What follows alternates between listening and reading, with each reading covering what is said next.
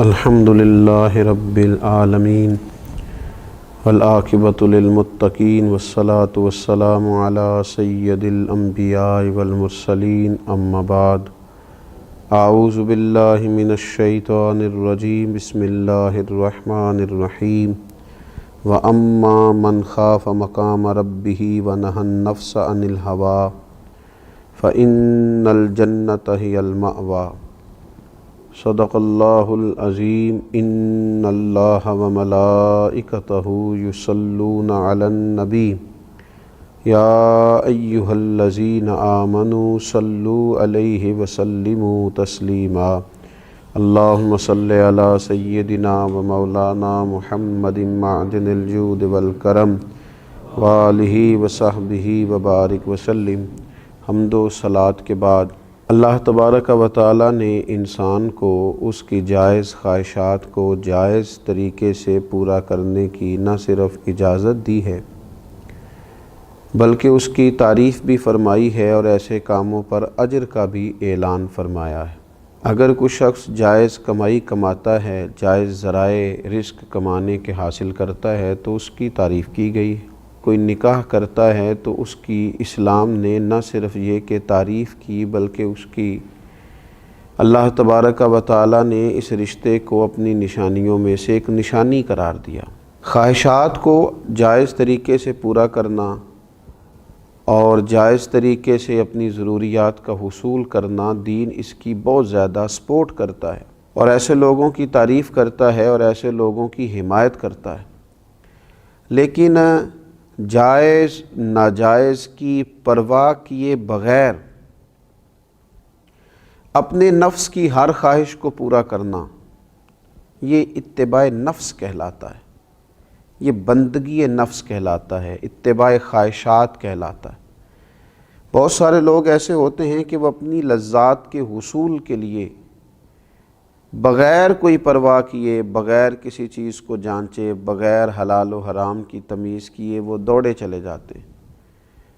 اور اس قدر زیادہ اپنی خواہشات کی پیروی کرتے ہیں کہ یہ ان کا اتنا بڑا روحانی مسئلہ بن جاتا ہے کہ وہ ان کے دیگر تمام معاملات کو متاثر کرتا ہے۔ جب وہ اپنے نفس کی بیجا خواہشات کی تکمیل کرتے ہیں تو عبادت کی لذت ان سے رخصت ہو جاتی ہے، تلاوت قرآن مجید کا ذوق ان سے چلا جاتا ہے، اللہ تبارک و تعالیٰ کی راہ میں خرچ کر کے جو انہیں قلبی اطمینان حاصل ہونا ہوتا ہے وہ ان سے رخصت ہو جاتا ہے۔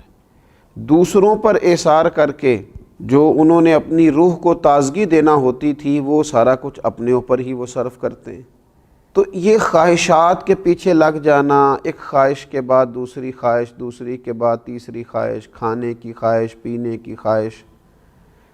اچھے سے اچھا لباس پہننے کی خواہش، یہ خواہشات ہیں جو انسان کو لذات میں مبتلا کر دیتی۔ اور نبی اکرم صلی اللہ تعالیٰ علیہ وآلہ وسلم نے فرمایا، اللہ تبارک و تعالیٰ نے دوزخ کو خواہشات سے ڈھانپ دیا اور جنت کو مشکلات سے ڈھانپ دیا۔ جو چیزیں ظاہری طور پر تھوڑی انسان کے لیے مشکل محسوس ہوتی ہیں وہی تو رستہ ہے جو اسے جنت میں لے جائے گا۔ میں کہہ چکا ہوں کہ جائز طریقے سے اپنی خواہش کو پورا کرنا یہ برا نہیں ہے، یہ مذموم نہیں ہے، اس کی مذمت نہیں کی گئی، لیکن جائز ناجائز کی پرواہ کیے بغیر اور ہر وقت کوئی نہ کوئی نئی سے نئی خواہش پیدا کرنا، ہمارے صوفیاء کرام فرماتے ہیں نفس ایک بچے کی طرح ہے، اگر تم اس کی ایک خواہش پوری کرو گے تو یہ دوسری کا مطالبہ کرے گا، دوسری پوری کرو گے تو تیسری کا مطالبہ کرے گا، یہاں تک کہ اس کی عادت بگڑ جائے گی، اس کا مزاج بگڑ جائے گا، یہ ایک ضدی بچے کی طرح ہو جائے گا، یہ تم سے روز ایک نئی چیز کا مطالبہ کرے گا۔ لہٰذا اپنے نفس کی خواہشات کو اس بات کا پابند کیا جائے کہ یہ چیز تیرے لیے جائز ہے اور یہ تیرے لیے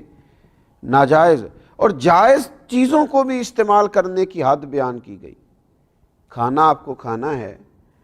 اور آپ کے لیے جائز ہے، لیکن آپ اتنا کھانا کھا لیں کہ وہ آپ کے لیے تکلیف کا باعث بنے، تو یہ نفس کی وہ خواہش ہے جو اگرچہ جائز طریقے سے پوری کی گئی لیکن وہ تکلیف کا باعث بنی۔ آپ کو سونا ہے، آرام کرنا ہے، لیکن آپ اس طرح سوئیں کہ آپ کی نماز کا وقت ہی اس میں سے گزر جائے، تو اتباع نفس کر لینا اور خواہشات نفس ہی کے پیچھے بھاگنا. اور بعض لوگ اس قدر زیادہ عادی ہو گئے، اتنے عادی ہو گئے، صبح کیا کھانا ہے، شام کیا کھانا ہے، کس ہوٹل میں جانا ہے، کیا پہننا ہے، نیا سے نیا ڈیزائن کیا ہے. اتنا بڑا روحانی مسئلہ بن گیا کہ اپنے آپ کو سوارتے سجارتے، آرائش نمائش، اتنی دور نکل گئے، حلال اور حرام کی تمیز چھوڑ دی. اللہ کریم نے قرآن مجید میں ایک مقام پہ فرمایا کچھ لوگ تو ایسے ہیں جنہوں نے اپنے نفس کی خواہش کو خدا بنا لیا،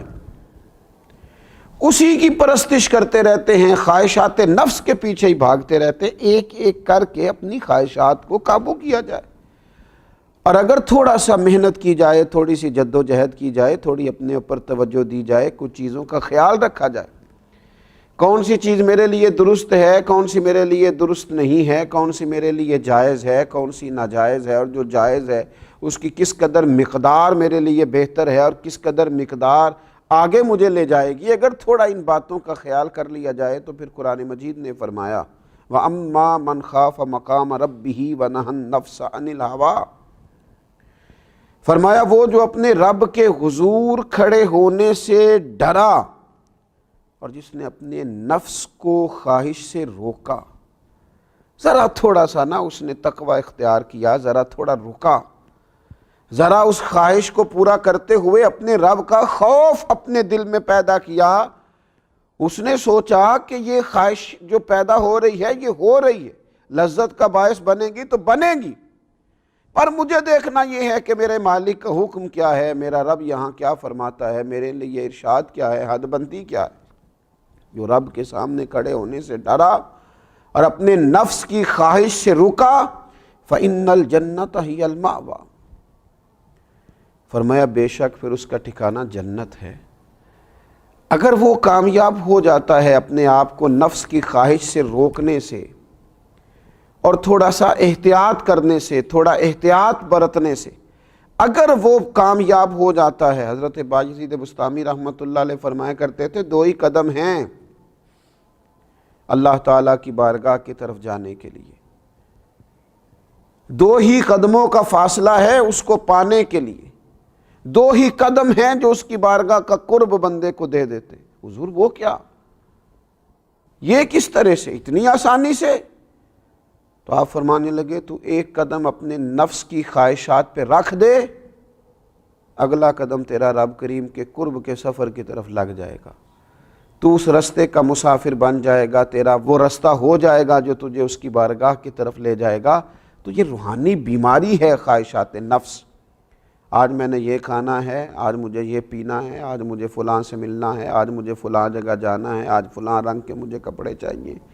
آج ایک فلاں نیا فیشن میں نے دیکھا ہے مجھے وہ کرنا ہے، آج مجھے خوبصورت لگنے کی کوشش کرنی ہے، آج مجھے دوسروں کی نظر میں بھلا محسوس ہونا ہے، اب مجھے دیکھنا ہے کہ کس طرح میں لوگوں سے منفرد ہو سکتے. نفسانی بیماری ہے،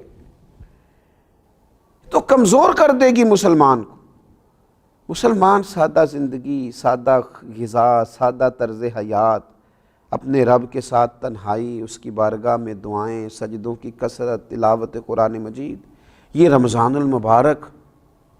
بڑی تربیت کرتا ہے اپنے آپ کو خواہشات سے روکنے کی.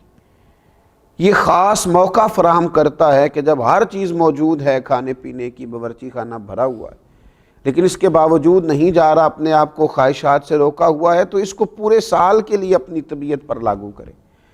اور خواہشات کو ایک ایک کر کے کم کیا جائے. پوری دنیا کے اندر جو غریبی بہت زیادہ ہے، آزمائش بہت زیادہ ہے، تنگ دستی بہت زیادہ ہے، حتیٰ کہ بنیادی ضروریات سے لوگ بیچارے محروم ہیں. آپ دیکھیے لوگوں کو کھانے کو روٹی نہیں ملتی، پہننے کو کپڑا نہیں ملتا، صحت جیسی اہم ضرورت سے جہاں لوگ پریشان ہوں، تو وہاں اگر امیر لوگ، صاحب حیثیت لوگ صرف اپنی خواہشات کم کرنی شروع کریں، صرف آرائش اور نمائش پر جب وہ خرچ کرتے ہیں، ان خواہشات کو تھوڑا سا وہ کم کریں، تو یقیناً اس سے یہ فائدہ ہوگا کہ وہ جو غرباء ہیں ان کی داد رسی کا، اشک شوئی کا، امداد کا ایک بڑا موقع ہاتھ آئے گا. میرے نبی اکرم صلی اللہ تعالیٰ علیہ وسلم نے فرمایا 3 چیزیں ہلاکت میں ڈال دینے والی، تباہی کر دیں گی، بربادی لائیں گی. 3 چیزیں ہلاکت میں ڈالنے والی ہیں. ایک تو حضور نے فرمایا ہرس اور طمع میں گم ہو جانا، ہر وقت مال دولت کی ہرس لالچ پوری طرح گم ہو جانا ہلاک کر دے گا بندے کو۔ اور دوسرا نبی پاک علیہ الصلوۃ والسلام نے فرمایا اپنے آپ پر فخر کرنا، خود ہی اپنی کو شان بنا لینا، اپنے آپ پر ہی ناز کرتے رہنا، اپنا آپ ہی دکھاتے رہنا، یہ تباہی ہے، بربادی ہے، ہلاکت کا سامان ہے۔ اور تیسرا نبی پاک علیہ السلام نے فرمایا نفسانی خواہشات کی پیروی کرنا، ہلاک کر دیں گے یہ تین چیزیں انسان کو۔ انسان غور کرے کہ وہ رب کی بندگی کتنی کرتا ہے اور خواہشات نفس کے پیچھے کتنا بھاگتا ہے۔ اللہ رمضان کی برکتوں کا صدقہ ہمیں اپنے نفس کی خواہشات کو قابو کرنے کی اور اللہ تبارک و تعالیٰ کی بارگاہ کی بندگی کی توفیق عطا فرمائے۔ وما علینا الا البلاغ۔